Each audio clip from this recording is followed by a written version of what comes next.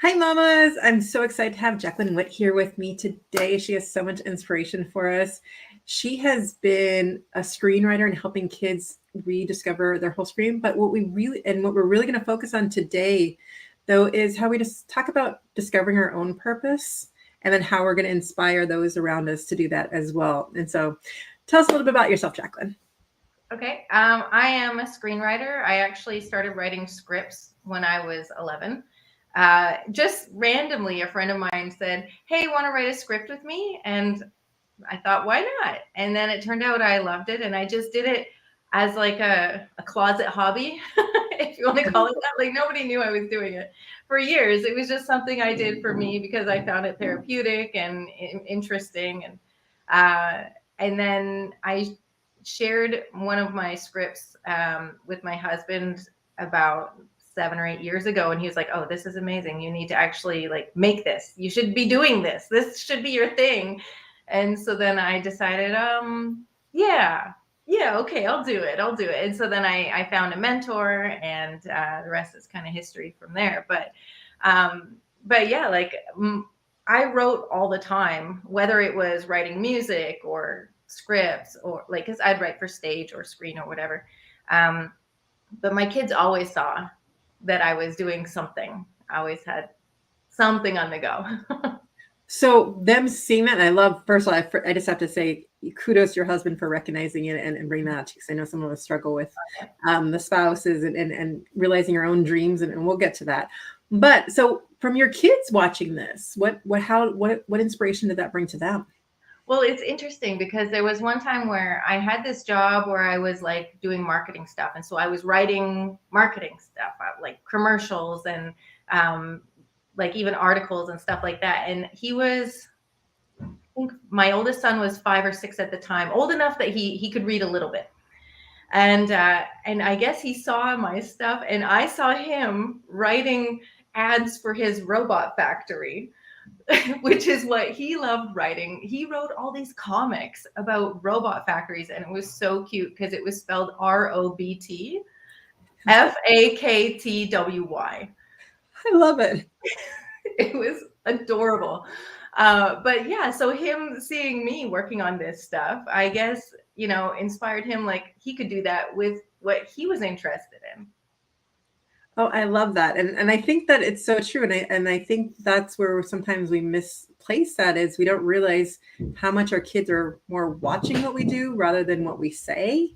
Mhm. And so like for me, I've been realizing that, as well as my actually yesterday my daughter started her own YouTube channel without permission. Oh, Seeing mommy do it, and just what happened because of that. And it wasn't even that I wasn't saying that she couldn't do it. It was this realizing that you are underage and that you need to do it with parental supervision and mm, things like that. And so it's wanting them to have the experience and grow, but also they're so young, and it's like wanting to protect them and yeah, be there with them. But it's like seeing what you're doing is inspiring what they want to do, and they're like, I want to do this just like mommy is doing. yeah, yeah, exactly. And even just realizing like doing things because you love it, and I think that that's something that can get missed sometimes in our culture, where, like we're always focused on how do we make money, how do we build an empire, how do we, and it's like, well, where is just the joy, right? Do you love it? Well, can you make time for it because you love it? Like I make time for people that I love, and why not activities that I love? And I guess some people, like when it comes to athletic stuff, you can easily say, well, it's good for my health, and people will acknowledge that. But I mean, to have a hobby that is, maybe it's productive, maybe it's not. The fact is, if it brings you joy and it's part of who you are and you're able to express that, I think there's so much value in being able to pursue that. Oh, I love that so much. I love the way you said just bringing the joy, because I think that that's what it really comes down to, because that's what the kids are seeing in us, as well as us actually feeling that joy. Because I always use this quote, like we want our kids to be happy, healthy adults, right? But what is that? What model are they seeing that be? And I know like I've been struggling with that and figuring out my role in that. But it's like the more they're able to see that model, and the more they're able to dream and see it. Because as soon as our brains can focus on something and see it, then we're more likely to achieve it. Mm-hmm. And so the same thing goes with our kids, is even if you're doing certain things, but like you said, is if you're not finding the joy in it, or if you're miserable doing it, then what is the point? And you've actually, it's funny because right before we got on today, I was telling you how I was redefining, like, again, how you say, look, we're always like after, like, is it making money? Is it doing this stuff? Am I finding joy? And I realized that the path I was going down was more along those lines and not what my vision was. And I even did a short stay on self-doubt because it was a doubt to myself of the vision I had that's not going to happen. Then I'm like, oh, well, how do I fix that? Because that's not what's going to happen. And so, no, I'm like, okay, let's get back on track, because this is what brings me joy. This is what I felt I was called to do. And again, for me, it was coming back to making these group classes. And I was like, oh, well, I'm not finding the right mom. I'm not finding enough moms that want to do it enough. I'm like, well, maybe I just haven't. I need to find new routes to try that rather than try to change what the course was going to be. Because my passion was just in connecting moms and bringing them together so we can inspire each other and inspire our kids to grow and become more. Yeah. And so I just love how you said that so much. Oh, thank you. Yeah. And actually, like, as you're mentioning self-doubt, like, obviously, I think we all struggle with that at times. And so even for myself, like, I've struggled with things because honestly, I mean, I teach screenwriting now.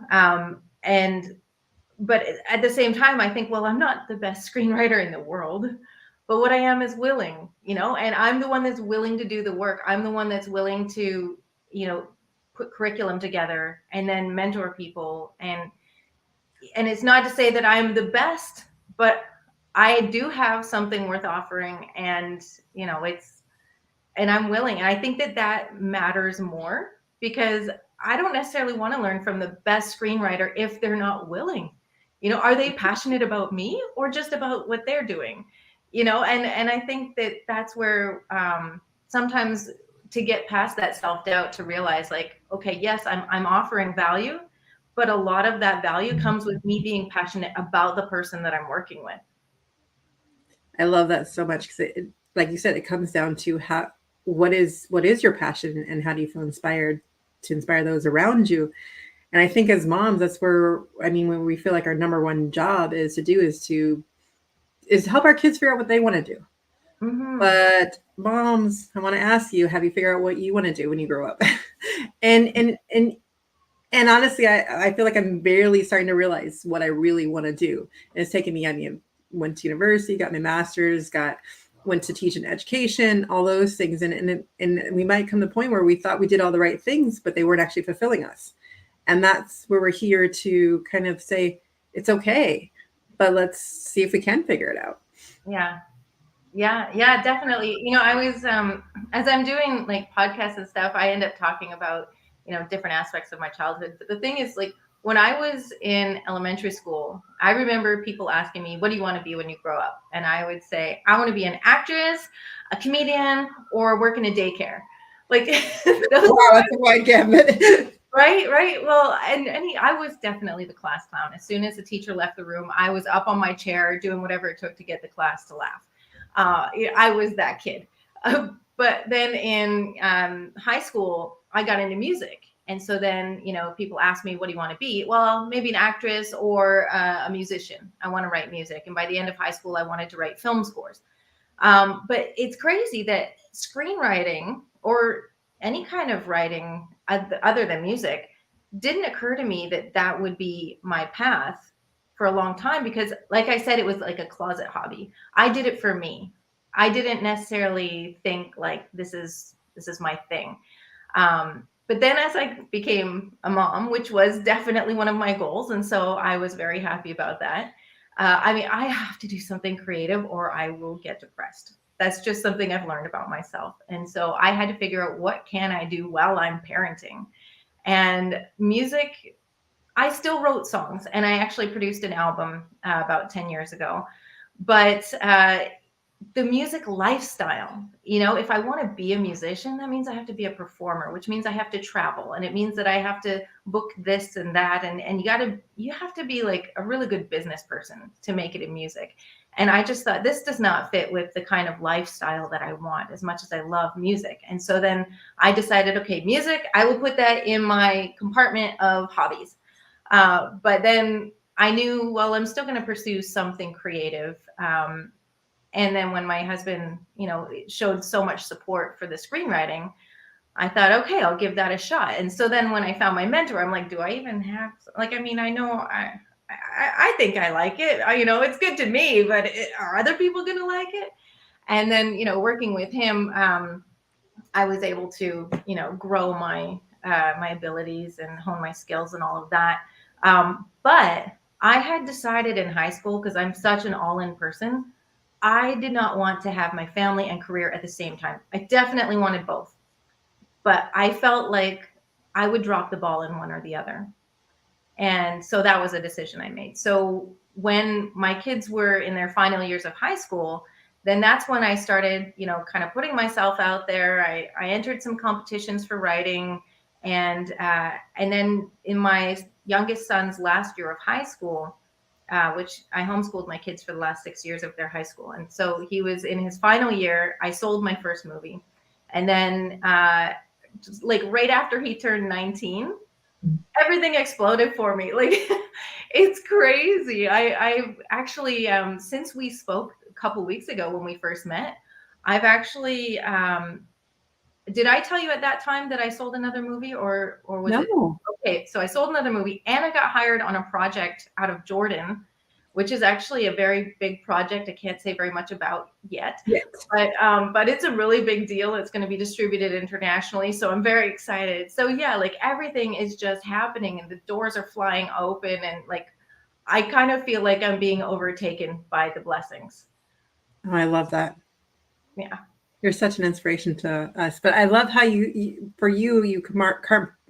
compartmentalize. I can't talk today, and decide that you want to. But I love that you call it your silent hobby, or hidden, or how did you? I forgot how you worded it. But My closet hobby. closet hobby. But I think that's true as well as for us moms, is to figure out, just even if we don't want to pursue something right now, but to be finding that joy in the things that we want to do. And like you said, right when it was ready, because you were cultivating it all those years, that now it's flying, it's out there. And I think sometimes, I think a lot of us, for me at least, the impatience of it, like wanting to like make it happen right now, or not listening to your calling or whatever it is. And I love how you did it in steps, and became that person that you, and now that everything's just flying out, it's just amazing. And I'm just so inspired by you. But like, I'm so glad we're chatting today, because you're just giving me such inspiration today. I hope, and I know you're giving it to all the people watching right now as well, just because we need to take those steps and listen to what we need. And even if it is a closet hobby right now, cultivate it. Find joy in doing the things that you enjoy, to go through the day, and to inspire your kids with the activities and things you're doing together. And that's one of the things I want to talk a little bit more about, is looking at how we do the things with our kids. Because I think a lot of times we feel like we have to do certain things with our kids.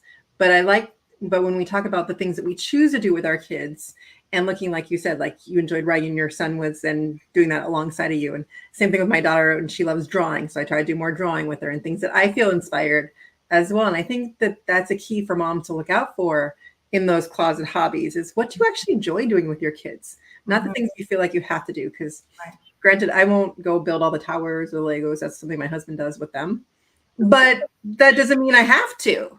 And I think sometimes, like, we feel we put this burden on ourselves. I don't know if you felt that way too as well. Well, yeah, especially as a single parent. There was about 6.5 years that I was a single parent. And so obviously in that case, I couldn't just say, go do that with your dad. Although there were times I would tell my son, like, you're going to have to take that next time you see your dad. Because he would come to me with some toy that needed to be put together and give me the instructions. I was like, nope. Sorry, my brain does not work that way. But then what happened was, he actually took the toy and the instructions, went away, built the whole thing, brought it back to me and said, Mom, I just need one thing. Don't worry, I'll show you how to do it. Just put this piece here, because he wasn't strong enough to be able to actually do it. But he had built the whole thing. And that was like one of the times where I realized, like, this kid has skills, because he was 5. and he was able to do something I could not do. And so from then on, he was the one that put anything together. If we bought furniture, it was his job to put it together. I'd be there and he would tell me what to do and I'd do it, but he was the one that read the instructions.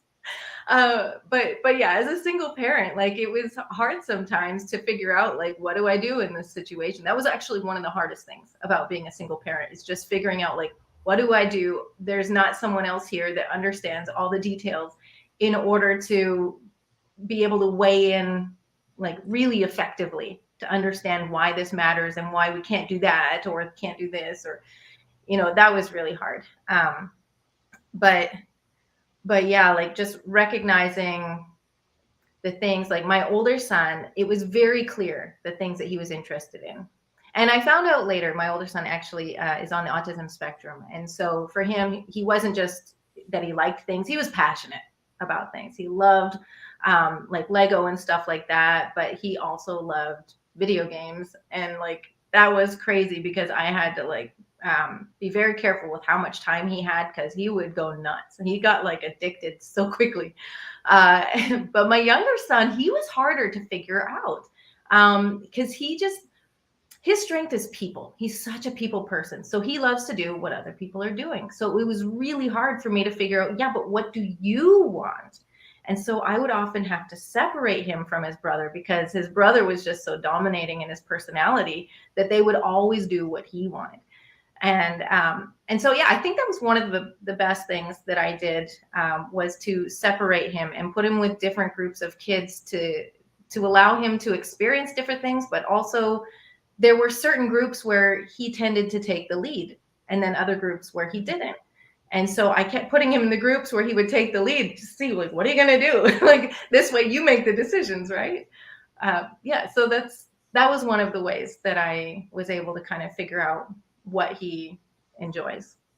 Well, it's kind of funny that you say that, because I feel like my son, he's got cooking and he's got his scout stuff, and like he's like got these different things that he likes doing. My daughter loves drawing, she loves her evil pumpkin writing and this stuff.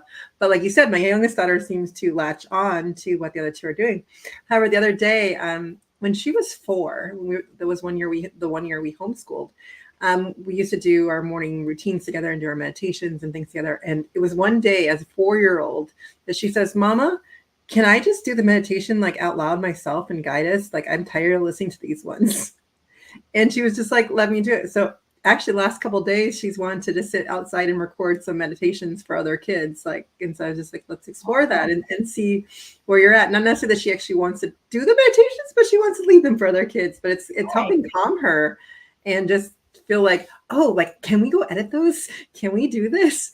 And just kind of seeing like where that's coming from. And I think that's what this whole conversation comes back to, is exploring the things that the kids like to do. Because I feel like, especially the kids that are in school, we focus so much on what they don't do well. Mm-hmm. Like if they're not doing well in math, they need to spend extra time doing that, right? But as parents, I just want to throw this idea out here. At home, try to focus on some of the things that they're doing well and just inspire them to do that more often. For instance, for my son, he was in middle school and the girls were still in elementary, so we got home an hour earlier. And so I tried to do something with him after school at that time period. We ended up watching an entrepreneur for kids. And it was one video that we got the VIP pass for, but it was about microgreens and how to grow them and make your own business. One day we watched the video together. The next, and to this day, he's still working on growing them and making them, and has not even asked for my help. But like it's just keep opening and encouraging them and finding new opportunities for them to try different things, such as my daughter had no idea, but we started doing these swim classes. Next thing you know, she's on the swim team, because it's just that, and it's not something we pushed her to do. Our one requirement is if you decide to like do a soccer season, or you decide something, you have to stick the whole season out. If you don't like it after that point, you can say goodbye, no problem. But you need to finish out a commitment, and then decide. Because I feel like sometimes you don't give things a fair shot as well. But for the kids, I really think it's our job as parents to really hone in on what they enjoy doing, because they're not necessarily always getting that at school. They're always told what they need to work on. Right. But I know you homeschooled more. I didn't know if that led you to homeschooling, or what led your decision to homeschooling? Well, actually, the decision to homeschool came out of like realizing, like my older son, I mentioned, he's on the spectrum. Well, I didn't realize that. Like we finally got a diagnosis when he was, I think, 11, close to 12. And so part of what really led to us needing a diagnosis was his emotional instability, and he would speak with like suicidal ideation a lot, and it was very difficult. There were times where I was just grateful that he was too naive to know how to do it, because he was determined. He came out of his room one time with a plastic bag on his head, so frustrated, and saying like, why doesn't it work? Because he knew it was dangerous to put a plastic bag on your head, but he didn't understand how it actually worked, right? And so I was just glad that he didn't understand how to actually do it. So when we finally got the diagnosis, and then finally we were able to help him understand why he's different, why things are hard for him, because he would have meltdowns at school almost all the time, and of course that's embarrassing. You know, he has enough awareness to realize, like, I'm embarrassed when I cry in front of my classmates, but it happened like every day, because after noon he was done, right? The morning he did all the academic classes, and in the afternoon there was like choir, which he hated, PE, which he hated. I mean, all cooking, all of his, you know, the social classes, which were the hardest for him at the end of the day, which worked for all the other neurotypical kids, Right. but not for him. And so once we got the diagnosis, and then I said to the school, like, can we do kind of a combination where he'll go to school in the mornings and then he can come home in the afternoons, and I'll work on this other stuff with him. I'll teach him electives. I'll do like the physical, education with him. And actually I was a fitness instructor at the time, so it totally worked. And so we kind of did this half and half thing. And at the same time, because where I lived, there was some government funding if you had a child with autism. And so I had a bit of funding. So I was able to actually find a teacher who came in to work with my son a couple times a week to teach him, or not a couple times a week, sorry, a couple times a month, to teach him some programming skills, because he loved computers, he loved programming. And so I knew, like, this is something that we need to develop, and it brought him joy. And so my goal was to lower that stress and increase the joy. And so in that first year of getting the diagnosis, where we were able to finally make some real changes, I also, as a parent, had to change my expectations and my perspective. Like, okay, so I'm in teaching mode, not like disciplining mode, because I have to understand that it's going to take him longer to learn this. So that teaching mode is what gave me that more patience to be like, okay, so this is where I'm going to link him back to the last time we talked, and then we're going to learn something more and then move forward, and I'm going to have this conversation again. And so I was able to take in that degree of patience that was required. But in that first year of getting that diagnosis is when so much turned around, and he stopped talking about wanting to die, and he got excited. Like when he was laughing and giggling, I was like, who is this kid? I haven't heard him laugh and giggle in years. So yeah, like finding something that gives your kid joy can actually like save their life, literally. I love that so much. You just spoke to my heart right now. And I think that's what it comes all down to, is I feel like, for me at least, I've been so busy, like sometimes with all the activities and stuff, that you forget what is it that the kids actually enjoy doing. And even like the summer, like we've done a lot of different vacations and stuff. And then some days it's just like I'm home doing some of my work and stuff, and I'm feeling guilty. You get that little guilt complex in there about that we're not out doing something.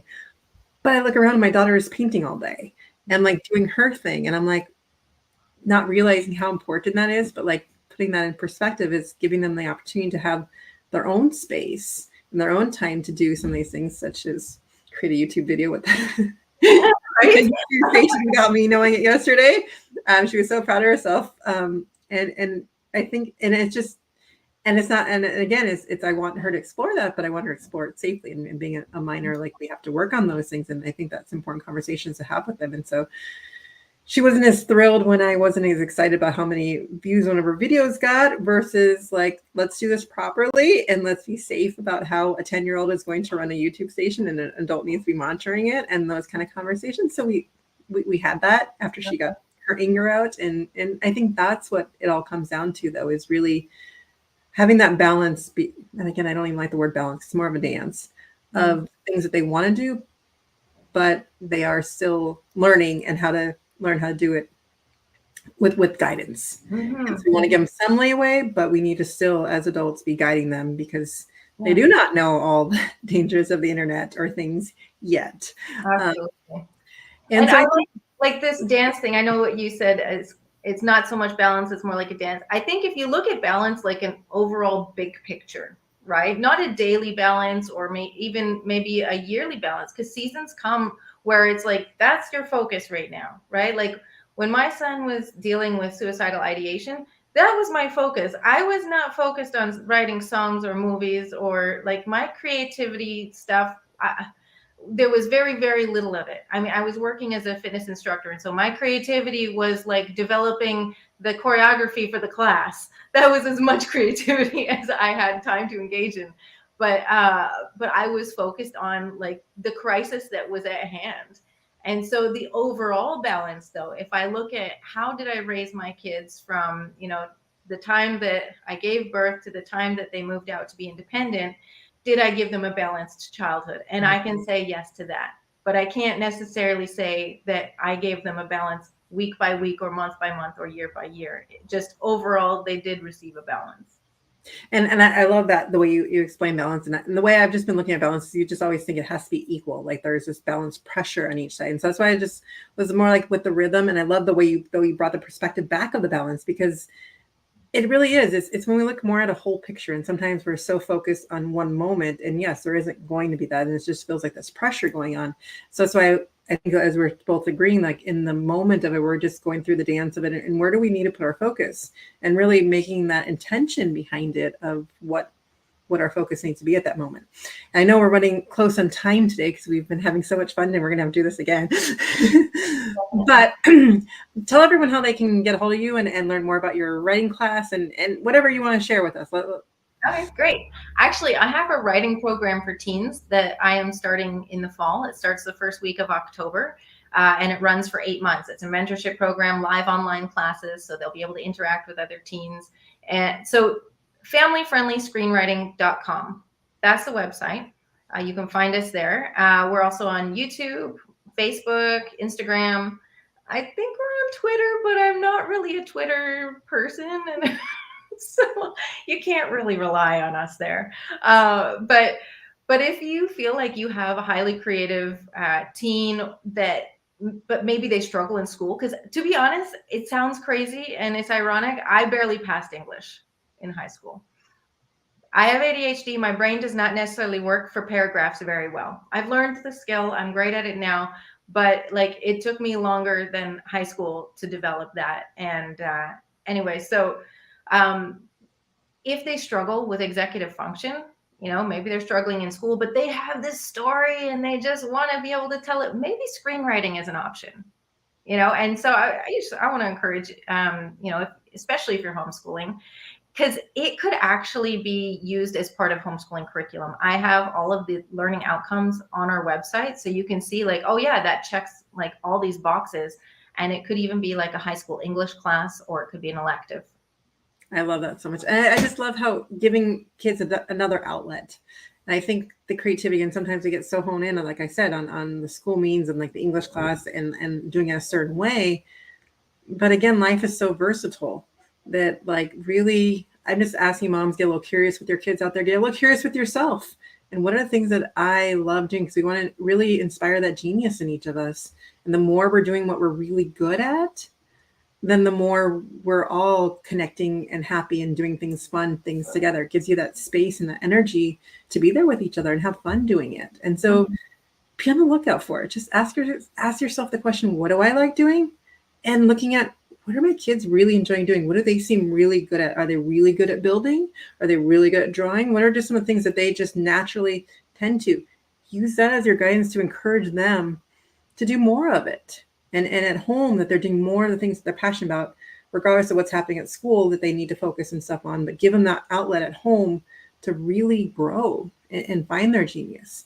Because so that we're not all of a sudden like, what am I good at? Let's start encouraging that now. Yeah. It's very difficult, when they're in high school and it's like, okay, so what are you going to do after high school? And they're like, yeah.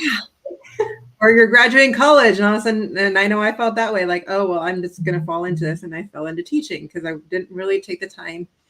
And so, and even if that is you as a mom now, that's what we're here for. That's what all of this is about, is helping us connect and figure it out together to then inspire our kids to do it sooner. And the more we all get towards finding our own genius and inspiring each other, the better and happier we'll all be.